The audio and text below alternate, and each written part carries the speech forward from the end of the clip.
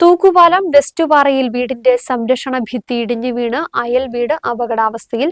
പ്രദേശവാസിയായ ചേരിയിൽ ഉമ്മറിന്റെ വീടാണ് അപകടാവസ്ഥയിലായത്.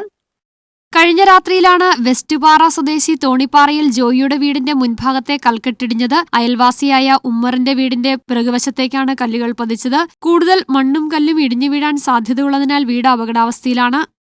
ജൂലൈ 29-ാം തീയതി ഇടിഞ്ഞതാണ്. അന്ന് ഞങ്ങൾ പഞ്ചായത്തിലും കളക്ടറേറ്റിലും വില്ലേജിലും എല്ലാം പരാതി കൊടുത്തായിരുന്നു. അത് കഴിഞ്ഞ് ഞങ്ങൾ പടുത കിട്ടാ പടുത 4 വശത്തോടും പൊട്ടി പോയപ്പോഴത്തെ ഞങ്ങളത് കണ്ട് എല്ലാം അഴിച്ചു കളഞ്ഞപ്പോൾ ഞങ്ങളുടെ പേര് കൊണ്ട് കേസ് കൊടുത്തു.